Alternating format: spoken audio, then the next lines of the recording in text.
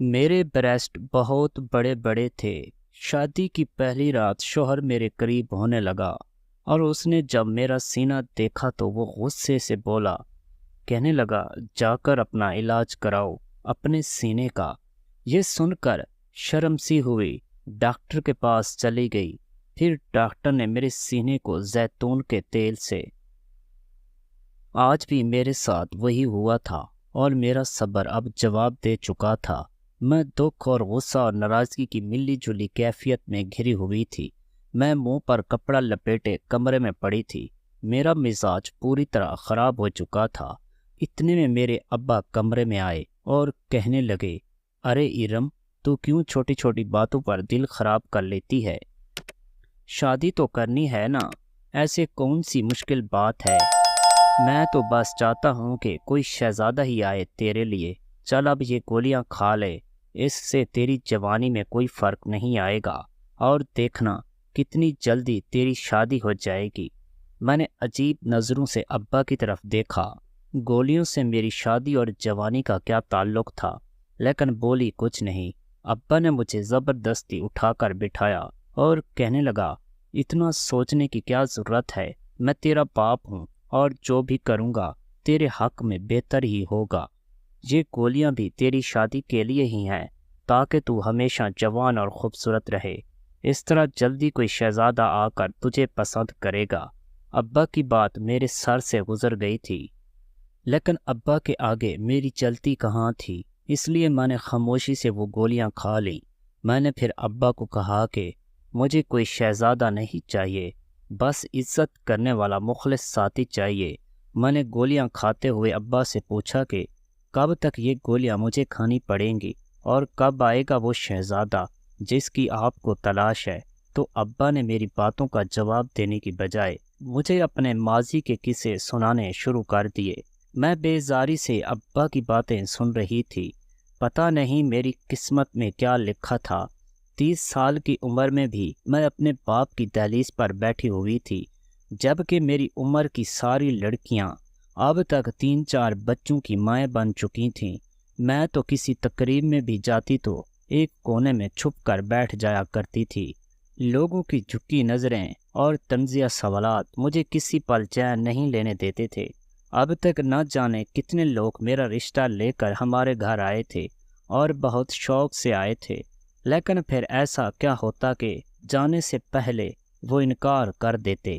کبھی میں اپنا چہرہ آئینے میں دیکھتی تو کبھی میں اپنے بالوں میں اترتی جوانی کو محسوس کر کے آنسو بہانے لگتی۔ کبھی کبھی میں ابا سے ضد لگا لیتی کہ وہ کسی سے بھی میرا رشتہ کروا دیں۔ میں اب مزید گھر میں رہنا نہیں چاہتی تھی۔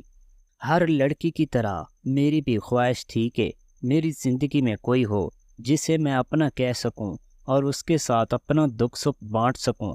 میری زندگی میں میرے بوڑھے باپ کے علاوہ اور کوئی نہیں تھا، اور بہت سی باتیں ایسی ہوتی ہیں جو انسان اپنی ماں باپ سے نہیں بلکہ جیون ساتھی سے کرتا ہے، لیکن وہ جیون ساتھی بھی قسمت میں لکھا ہی نہیں تھا۔ میں اب ان حالات سے تنگ آ چکی تھی۔ جب بھی ابا سے شادی کی بات کرتی تو کوئی رشتے کرنے والا انکار کر کے چلا جاتا تو ابا جان وہی گولیاں لا کر میرے پاس آ جاتے اور گولیاں کھلا کر کہتے، دیکھنا جلدی تیری شادی ہو جائے گی۔ کبھی کبھی تو مجھے لگتا کہ عمر کے ساتھ ساتھ ابا کا دماغ بھی خراب ہو گیا ہے۔ گولیاں کھانے سے کیسی جوانی قائم رہتی ہے اور کسی کی بھی شادی ہو سکتی ہے؟ جب تک خود ہی اچھی جگہ رشتہ نہ کروا دیتے گولیوں سے کچھ نہیں ہونا تھا۔ ان گولیوں کے استعمال میں 6 سال مزید گزر چکے تھے۔ پھر ایک دن میرے لیے شہر کا ایک بڑا وکیل کا رشتہ آیا، جس کی بیوی کا انتقال ہو چکا تھا اور اس کی ایک ہی بیٹی تھی۔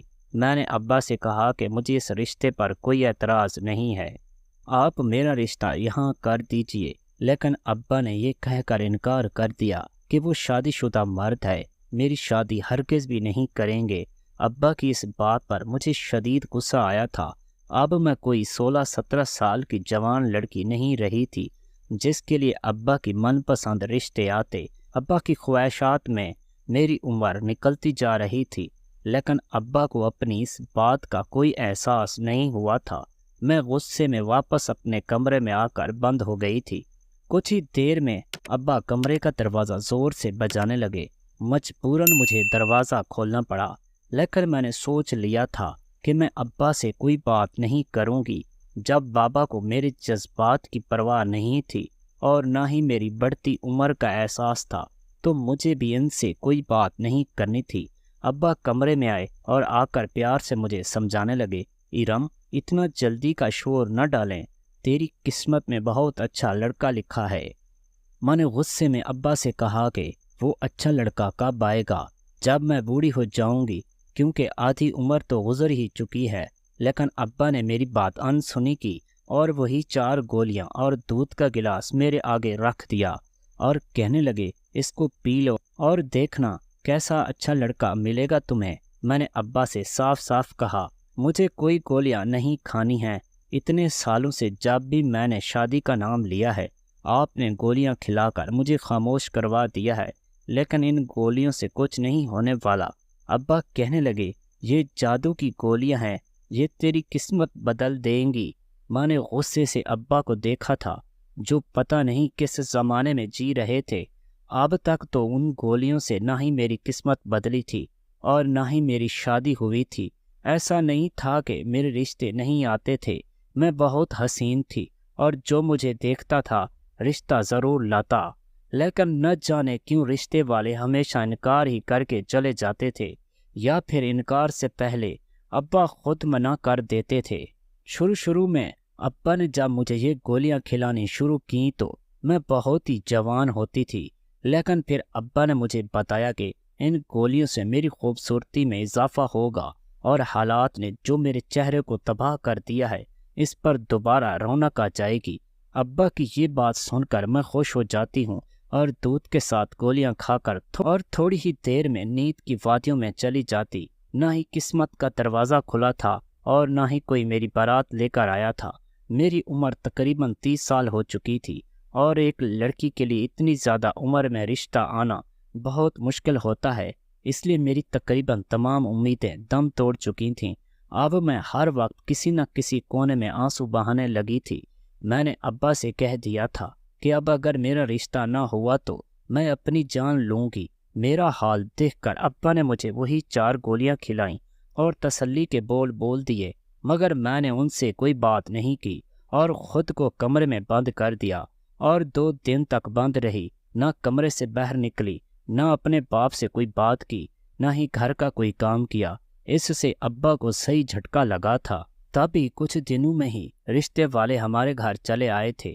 وہ لوگ کسی اور شہر کے رہنے والے تھے، جبکہ لڑکی کی بہن کی شادی ہمارے علاقے میں ہوئی تھی اور ایک رشتے والی خالہ کے ذریعے اس کو میرا پتہ چلا تو اپنے بھائی اور ماں کے ساتھ ہمارے گھر لے آئی تھی، اور اس ماں بیٹی نے پہلی ہی نظر میں مجھے پسند کر لیا تھا۔ یہ بات میرے لیے بہت حیران کن تھی۔ عمر بڑھنے کے ساتھ ساتھ میرے بالوں میں چاندی اتر آئی تھی، مگر چہرے کی خوبصورتی میں بہت معمولی سا فرق پڑا تھا، جو شاید ان گولیوں کا نتیجہ تھا۔ مجھے لگا کہ ان کا بھائی شاید مجھ سے بھی کہیں زیادہ عمر میں بڑا ہوگا یا پھر پہلے ہی شادی شدہ ہوگا، اسی لیے انہوں نے مجھے پسند کر لیا ہے۔ لیکن جیسے ہی تصویر میرے ہاتھ میں آئی، میرے ہوش ہی اڑ گئے۔ وہ تو نوجوان لڑکا تھا اور عمر میں تقریباً 22 برس کا تھا، یعنی مجھ سے 8 سال چھوٹا تھا۔ تصویر میں نہ ہی کوئی عیب نظر آ رہا تھا اور نہ ہی انہوں نے لڑکے میں کوئی نقص بتایا تھا، بلکہ وہ بہت خوبصورت اور حسن کا مالک تھا۔ میں حیران و پریشان سی بار بار تصویر کو دیکھ رہی تھی، اور پھر ان لوگوں کے جانے کے بعد جب یہی بات میں نے ابا سے کی تو ابا ہنس کر کہنے لگے، تیری قسمت کھل گئی ہے، تجھے ابھی بھی پریشانی ہے کیا؟ کہا تھا نا تیرے لیے شہزادہ ہی آئے گا۔ اور پھر ابا نے اس رشتے کے لیے جیسے ہی حامی بھری تو میں خوشی سے چونک اٹھی۔ ابا نے میری شادی کی تاریخ طے کر دی اور جلدی شادی کے سارے انتظامات بھی مکمل ہو گئے۔ ابا نے مجھے خود اپنے ہاتھوں سے رخصت کیا تھا اور مجھے یقین نہیں آ رہا تھا کہ میں ابا کے گھر سے رخصت ہو کر اپنے شوہر کے گھر پہنچ گئی۔ میں سرخ جوڑے میں دلہن بنی بیٹھی تھی۔ بے شک میری عمر بہت زیادہ تھی، لیکن میرے خواب تو اب بھی میرے دل میں پہلے کی طرح ہی جوان تھے، اور یہ میری پہلی ہی شادی تھی، اس شادی کو لے کر میں نے بہت سالوں صبر کیا تھا۔ جب یہ رات آئی تو میں کرسی سے سرشار ہو گئی تھی۔ کتنے سالوں سے خواہش کسی چنگاری کی طرح میرے دل میں دبی ہوئی تھی کہ میری زندگی میں بھی کوئی مرد ہو جو مجھے چاہے، میرے حسن کو سرائے، جس کے لیے میں ہی سب کچھ ہوں اور جو میرے لیے ساری دنیا کے سامنے کھڑا ہو جائے۔ اور آج اتنے سالوں کا صبر ختم ہو گیا تھا۔ اب میں نکاح کر کے اس کے گھر چلی گئی تھی۔ 30 سال کی عمر میں دلہن بننا ایک الگ ہی تجربہ تھا، لیکن میں بار بار خود کو آئینے میں دیکھ رہی تھی۔ دل میں بہت سے خواب سر اٹھا رہے تھے۔ کہیں سے زیادہ عمر کی تو نہیں محسوس ہو رہی ہوں، کہیں ایسا نہ ہو کہ شادی کی پہلی ہی رات میں اپنے شوہر کے دل میں جگہ نہ بنا پاؤں اور وہ مجھے بوڑھی نہ سمجھ بیٹھے۔ میں نے شادی سے پہلے اپنے بال بھی رنگ کروا لیے تھے۔ جیسے ہی مجھے دروازے پر آہٹ کا احساس ہوا، میں فوراً گھونگھٹ ڈالے بستر پر بیٹھ گئی اور خود کو تسلی دینے لگی کہ ایسا کچھ نہیں ہوگا، کیونکہ میں بہت حسین لگ رہی تھی اور یقیناً اس نے میری تصویر دیکھی ہوگی۔ کم عمر لڑکیوں کی طرح مجھے شرمانا تو نہیں آتا تھا، لیکن سر جھکا کر بیٹھ گئی۔ اس شادی کو لے کر میرے دل میں بہت سے جذبات تڑپ رہے تھے۔ میں شدت سے ان کے ساتھ منتظر تھی۔ وہ کمرے میں آئے اور میرے پاس آ کر بیٹھ گئے۔ نہ ہی انہوں نے میرا گھونگھٹ اٹھایا، نہ ہی کوئی بات کی، بلکہ کتنی دیر یوں ہی خاموشی کی نظر ہو گئی۔ مجھے عجیب سی گھبراہٹ محسوس ہونے لگی تھی۔ وہ عمر میں مجھ سے کچھ کم تھے اور بہت زیادہ خوبصورت تھے۔ مجھے یہ خوف ستا رہا تھا، کہیں ان کے گھر والوں نے زبردستی تو انہیں میرے ساتھ شادی پر مجبور نہیں کیا۔ دراصل شادی سے پہلے میری اور اس کی روبرو کوئی ملاقات نہ ہو سکی تھی، صرف تصویروں کا تبادلہ ہوا تھا اور اس نے بھی مجھے اور میں نے سراج کو دیکھا تھا، اور سراج نے مجھے۔ جب کچھ دیر تک سراج کے منہ سے کوئی لفظ نہیں نکلا تو میں نے خود ہی اپنا گھونگھٹ پلٹ دیا اور ڈرتے ڈرتے ان کی طرف دیکھا تو ان کی آنکھوں میں مجھے اپنے لیے حقارت نظر آئی۔ میرا سارا کچھ ٹھنڈا پڑ گیا تھا۔ مجھے احساس ہو گیا تھا انہوں نے مجھ سے یہ شادی زبردستی کی ہے۔ ہاتھ تھاما اور انہیں یقین دلانا چاہا کہ میں ساری زندگی آپ سے وفاداری کروں گی اور اب آپ کی خدمت گزاری کروں گی۔ وہ بس مجھے ایک موقع دے دیں۔ میری بات سن کر سراج عجیب انداز سے ہنس پڑے اور کہنے لگے، تمہیں موقع دینے کی کیا ضرورت ہے؟ تم تو پہلے سے ہی تجربہ کار عورت ہو۔ سراج کے ایسے لہجے میں کی گئی بات سن کر میں چونک گئی، کیونکہ میں عمر میں ان سے تقریباً 8 سال بڑی تھی اور اسی فرق کی وجہ سے اسے لگا تھا کہ وہ مجھے اپنا نہیں سکیں گے، لیکن یہ میرا وہم تھا، کیونکہ بات کچھ اور ہو رہی تھی۔ اس نے موبائل فون نکالا اور اسکرین پر بٹن دبانے کے بعد جیسے ہی اپنے موبائل فون کو میرے سامنے رکھا تو میرے قدموں تلے سے زمین نکل گئی، کیونکہ ان کے موبائل فون کی تو اسکرین پر کوئی اور نہیں بلکہ میں تھی، اور جو منظر نظر آ رہا تھا اسے دیکھ کر میرے قدموں تلے سے زمین نکل گئی تھی۔ میری ایسی نازیبا تصویر سراج کے موبائل میں کیسے پہنچی تھی میں سمجھ نہیں پائی تھی۔ میں نے حیرت اور آنسو بھری نظروں سے سراج کی طرف دیکھا اور پوچھا، یہ کیا ہے؟ تو وہ نفرت سے کہنے لگے، یہ تو تم ہی بتاؤ گی کہ یہ کیا ہے۔ تمہاری ایسی تصویر میرے پاس موجود ہے اور تم مجھ سے پوچھ رہی ہو کہ یہ کیا ہے؟ تم خود دیکھو کہ یہ تمہاری تصویر کیسی ہے، اس میں کیا نظر آ رہا ہے۔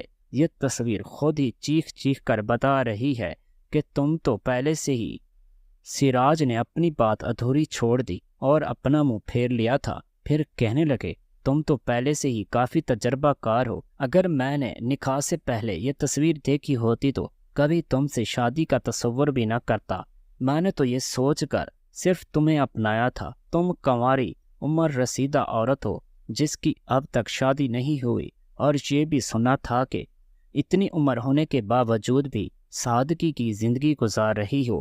بس اس لیے میں نے تمہیں اپنایا۔ میں نے سوچا تھا کہ تم ایک شریف گھرانے کی لڑکی ہو اور میری ماں کی خدمت گزار رہو گی، اسی طرح ہم ایک ساتھ سے زندگی گزاریں گے۔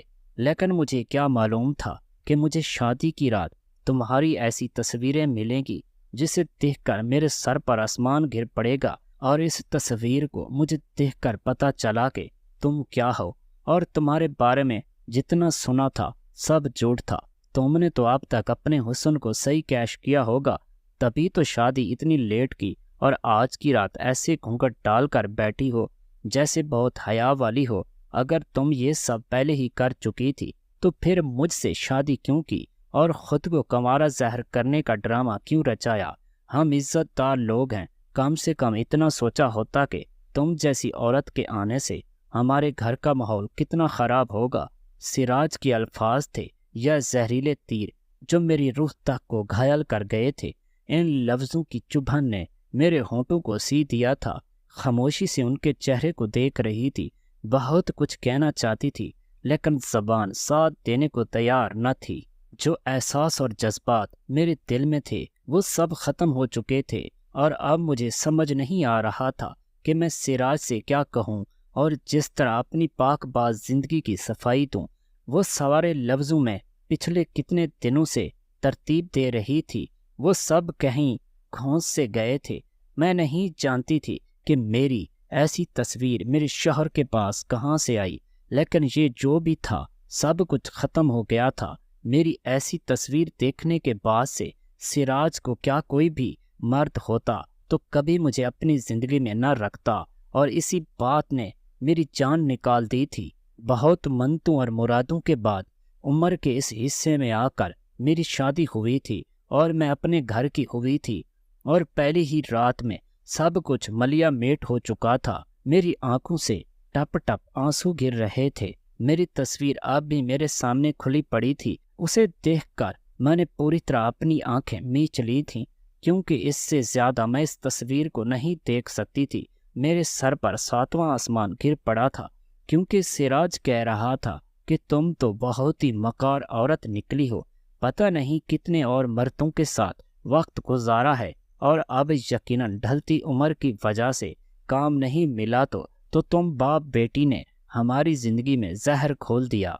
मैंने उनकी बात सुने बगैर ही अपने दोनों हाथों को अपने कानों पर जमा लिया, मगर अल्फाज से निकला हुआ सिलसिला जो मेरी कानों पे चले जा रहे थे, सिराज के लफ्ज़ों में मेरी रूह को छलनी कर रहे थे।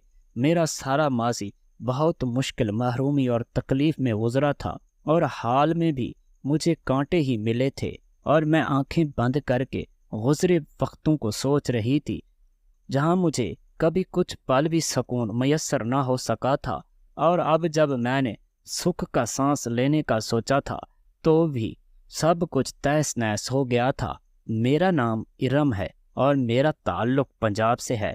मेरी अम्मा अब्बा बहुत ही अच्छी और मोहब्बत करने वाले थे, लेकिन फिर किस्मत ने धक्का दिया और मेरी माँ बेटे की पैदाइश पर हमें छोड़कर हमेशा के लिए चली गई। उस वक्त मैं 9 साल की थी। छोटी उम्र में ही मुझ पर अपने भाई की जिम्मेदारी आ गई थी। अब्बा तो दुकानदार थे, सुबह घर से निकलते तो शाम को वापस आते। मैं खुद से 9 साल छोटे भाई को सारा दिन संभालती रहती। ना ही मैंने बचपन की कोई खुशी देखी थी और ना ही कभी खिलौनों से खेली थी। मुझे तो घर और भाई की जिम्मेदारी से फुर्सत नहीं मिली थी। अब्बा ने मुझे तालीम भी हासिल करने ना दी थी और स्कूल से निकाल दिया था, और बस इतना एहसान किया था कि प्राइवेट पढ़ाना शुरू कर दिया था। इसी तरह मैंने बमुश्किल मैट्रिक पास किया और फिर पढ़ाई छोड़ दी और सारी तवज्जो अपने भाई पर लगा दी थी। और मैं छोटे भाई अजमल को पढ़ाती थी, बल्कि कामकाज के साथ साथ मैं उस पर भी पूरी नज़र रखती थी। लेकिन अगर कभी मुझसे ज़रा सी भी चौंक हो जाती और अजमल को कोई मामूली सी भी चोट लग जाती तो अब्बा मुझे बुरी तरह पीटने लगते। अब्बा को अजमल बहुत प्यारा था। उसको अगर एक चोट भी आ जाती तो अब्बा की आंखों में आंसू आने लगते थे, जबकि मेरी बड़ी से बड़ी तकलीफ भी अब्बा को नज़र नहीं आती थी। अब मुझे एहसास हुआ था कि अब्बा का ये प्यार मुझे कभी भी नहीं मिला था जो कि अजमल को मिल रहा था, बल्कि शुरू से ही अब्बा मुझे नज़रअंदाज रखते थे। बस फ़र्क इतना था, पहले अब्बा मुझे बिल्कुल नहीं देखते थे और अजमल की वजह से मुझे मार पीट भी करते थे और सारा खाना पीना अजमल को देते थे। हाँ, उससे जो बचता वो मेरे नसीब में नहीं आता था।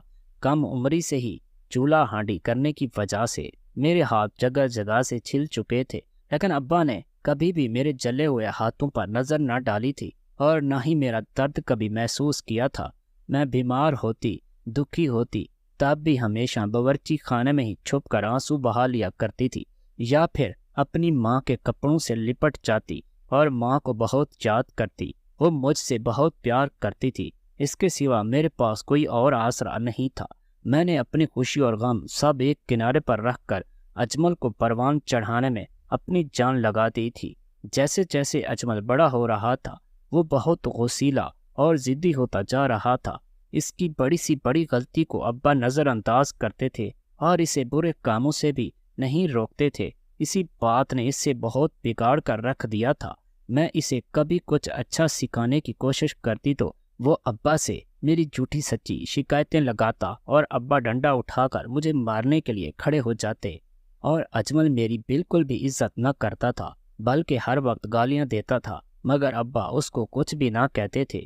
اجمل نے 10ویں کا امتحان پاس کیا، اس کے نمبر کچھ خاص نہیں آئے تھے، اسے کسی اچھے کالج میں ایڈمیشن نہ ملا تو ابا نے اسے ایک دور دراز کے کالج میں بہت سا پیسہ لگا کر داخلہ دلوا دیا اور وہ وہیں کے ہاسٹل میں رہنے لگا، اور میں ابا کے ساتھ گھر میں تنہا رہ گئی تھی۔ اجمل کے جانے کے بعد مجھے احساس ہوا تھا کہ اس کے ہونے سے میری زندگی میں کچھ رنگ تھے۔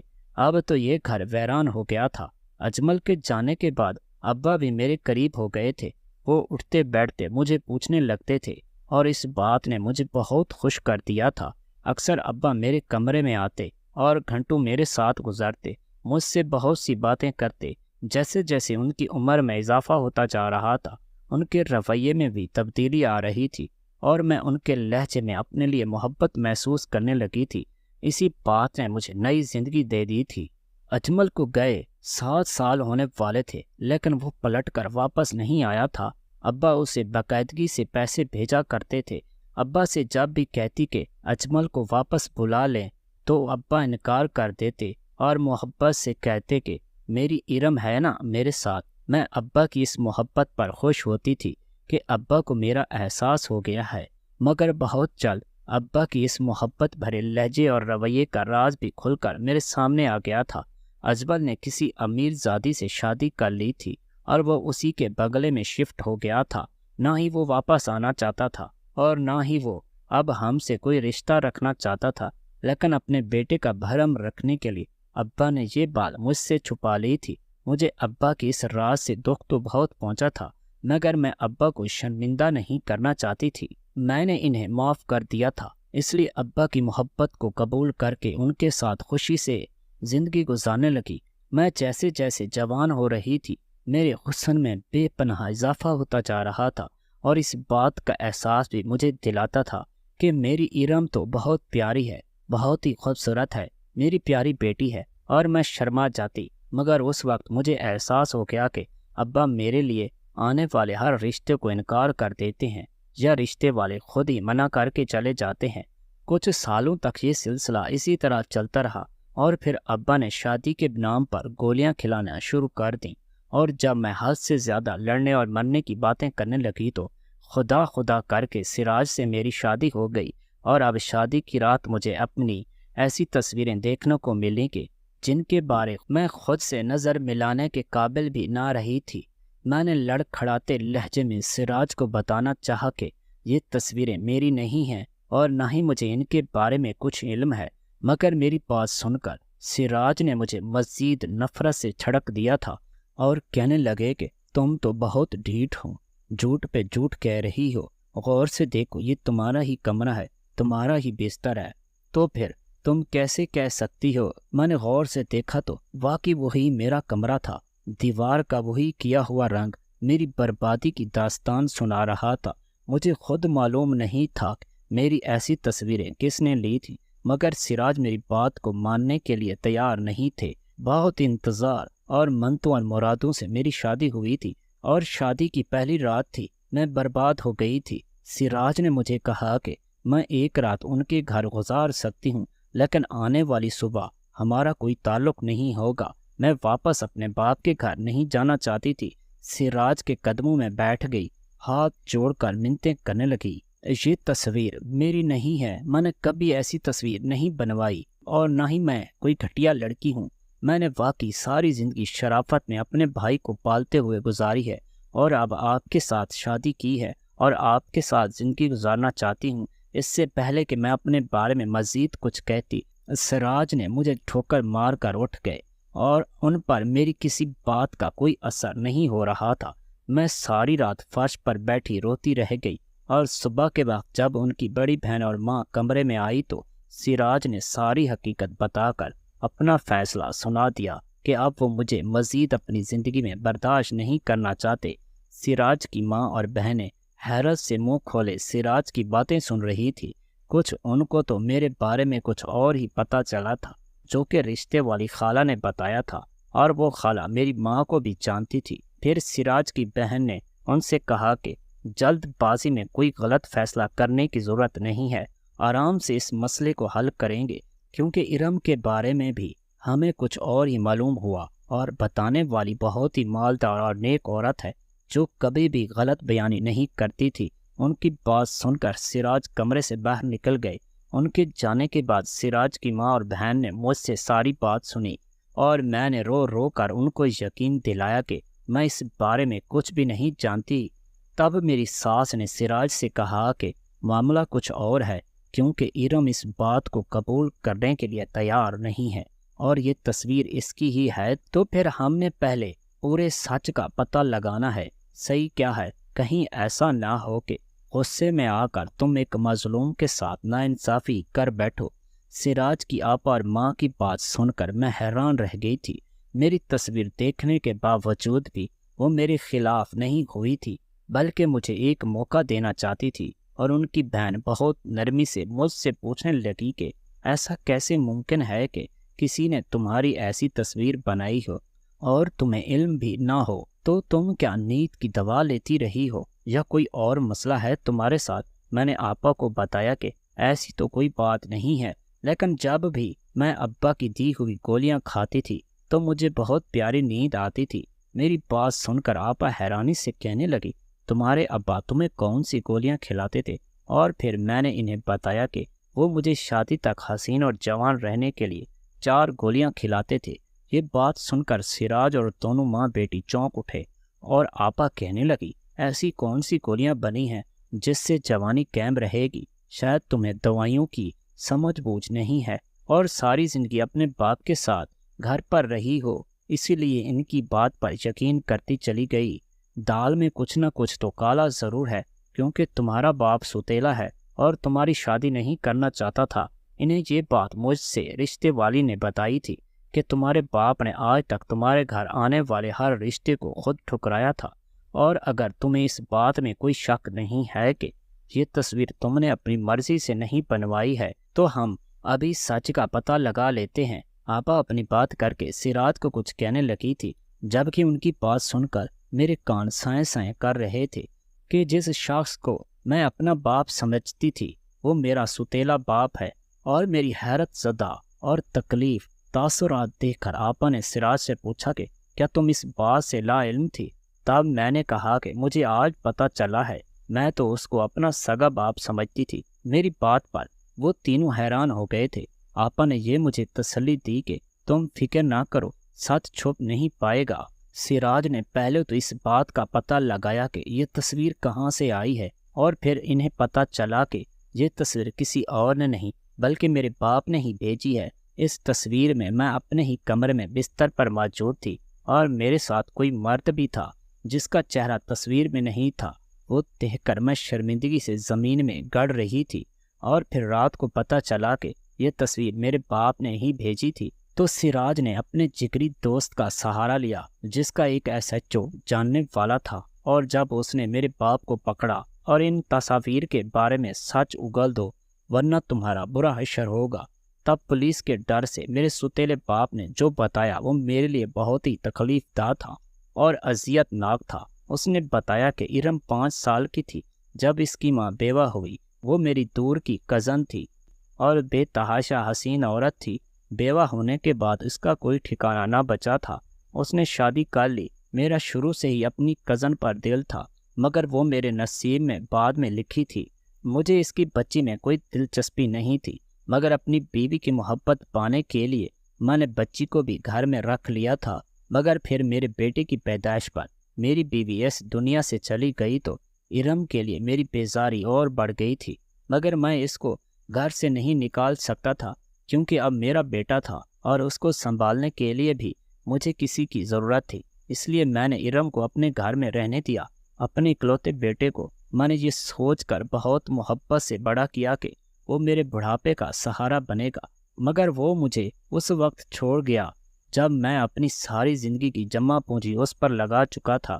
میں عمر کے اس حصے میں تھا، تنہا نہیں رہنا چاہتا تھا اور نہ ہی میرا روزگار تھا۔ تب میں نے محسوس کیا کہ ارم تو اپنی ماں سے بھی زیادہ حسین ہے۔ اگر میں چاہوں تو اس کے ذریعے کاروبار کر سکتا ہوں اور اس طرح میں دوبارہ سے اپنے بیٹے کے ساتھ بھی تعلقات قائم کر لوں گا جس نے مجھے پیسے ختم ہونے پر چھوڑ دیا تھا۔ اس لیے میں نے فیصلہ کر لیا کہ میں کبھی بھی ارم کی شادی نہیں کروں گا اور اس کو شادی کے نام پر نشے کی گولیاں دیتا اور اس کی نازیبا تصاویر اتار کر بیچ دیتا، جس سے مجھے بہت پیسے ملنے لگے تھے اور سب کچھ ٹھیک ہو گیا تھا۔ اور اجمل نے بھی مجھ سے رابطہ شروع کر لیا تھا اور تصویر والا کام بھی ایسا تھا کہ جس سے محلے میں ہماری بنی عزت بھی برقرار رہتی، اور میں وہ تصاویر بھی باہر کے ملکوں والی ایک ویب سائٹ میں ڈالتا تھا تاکہ ہمارا کوئی جاننے والا یہ حقیقت نہ جان سکے۔ میں تو ایسے ہی چاہتا تھا، لیکن پھر شادی نہ ہونے پر ارم نے خودکشی کرنے کی دھمکی دی تو مجبوراً میں نے تم سے اس کی شادی کروا دی، صرف اسے دکھانے کے لیے۔ لیکن میں اس کی شادی کے خلاف نہیں ہوں، مگر سچ تو یہ تھا کہ میں کبھی چاہتا ہی نہیں تھا کہ ارم اپنے گھر کی ہو۔ اس لیے میں نے جان بوجھ کر ارم کی کچھ نازیبا تصاویر تمہیں بھیج دی۔ ان تصویروں میں ارم کے ساتھ کوئی اور نہیں بلکہ میں ہی ہوں۔ ارم نیند کی دوا کے اثر میں تھی، وہی دوا جو جوانی کے نام پر میں اسے کھلا کر سلا دیا کرتا تھا۔ میں سوچتا تھا کہ ارم کی ایسی تصاویر دیکھ کر تم فوراً اسے طلاق دے دو گے، لیکن جب رات بھر انتظار کے بعد ارم گھر نہ لوٹی تو میں بے چین ہو گیا اور سوچنے لگا کہ مزید بھی کوئی تصاویر تمہیں بھیج دوں تاکہ تم فوراً اس کو طلاق دے دو، کیونکہ کوئی بھی عزت دار مرد ایسی تصاویر دیکھنے کے بعد اس عورت کو برداشت نہیں کرتا۔ مگر پہلے پولیس آ گئی۔ اپنے سوتیلے باپ کی بات سن کر میرے باپ نے نہ صرف بڑھاپے کو بچانے کے لیے میری شادی نہ کرنے کا فیصلہ کیا تھا، بلکہ میرے جسم کی تصاویر نہ جانے کتنے داموں میں اور کہاں کہاں بیچ چکا تھا۔ یہ حقیقت جان کر میں بے ہوش ہو گئی تھی، اور جب میں ہوش میں آئی تو سراج میرے پاس ہی بیٹھے تھے۔ انہوں نے مجھ سے معافی مانگ کر مجھے گلے سے لگا لیا تھا۔ ایک تصویر کی بنا پر انہوں نے میرے بارے میں بہت غلط فہمی پالی تھی اور مجھے بہت بولے تھے، اور یہ بھی کہا تھا کہ اس سب میں میرا کوئی قصور نہیں تھا، اس لیے ان کو مجھ سے کوئی گلہ نہیں تھا اور نہ ہی وہ کبھی مجھے اس بات کا طعنہ دیں گے۔ اور وہ بچپن سے ہی اب تک کی میری گزری ساری زندگی جان چکے تھے، اور اب ابا جیل میں تھے اور باقی کی زندگی جیل میں ہی گزاریں گے۔ مجھے اس شخص سے کوئی ہمدردی نہیں تھی، اس شخص نے مجھے کہیں کا نہیں چھوڑا تھا۔ یہ تو سراج آپا اور اماں کی اعلیٰ ظرفی تھی کہ انہوں نے مجھے قبول کر لیا تھا، ورنہ ان باتوں پر ہر کوئی دل بڑا نہیں کرتا، اور اگر آپا سمجھداری سے کام نہ لیتی تو شاید میرا گھر تباہ ہو جاتا اور ابا اپنے منصوبے میں کامیاب ہو جاتے۔ میں آپا اور اپنی ساس کی شکر گزاری کرتی ہوں جنہوں نے روایتی نان ساس کا کردار ادا نہیں کیا تھا۔ میں بہت خوش تھی اور اپنی ساس اور نند کا دل سے احترام کرتی ہوں۔ سراج بھی میری بہت عزت کرتے ہیں۔ آج کل جی عام ہو چکا ہے، سوشل میڈیا نے ایک طوفان برپا کر دیا ہے۔ ہر آئے دن ایک نہ ایک واقعہ دیکھنے کو ملتا ہے۔ کسی کی ویڈیو لیک ہو گئی، کسی کی پکچر لیک ہو گئی، لہٰذا خدا را سوچ سمجھ کر موبائل کا استعمال کریں اور کسی کی عزت نفس کے ساتھ نہ کھیلیں، اور اپنے گھر میں امن سکون پیدا کریں اور اپنے رشتوں کے تقدس کو پامال نہ کریں۔ شکریہ۔ محترم ناظرین اور سامعین، اس طرح کی مزید ویڈیوز دیکھنے کے لیے ہمارے اس یوٹیوب چینل کو سبسکرائب کیجیے گا، ویڈیو کو بھی لائک کیجیے گا اور بیل آئیکن پر ضرور کلک کیجیے گا تاکہ نیو اپلوڈ ہونے والی ویڈیو کا نوٹیفیکیشن آپ کو ٹائم پر مل سکے۔ شکریہ۔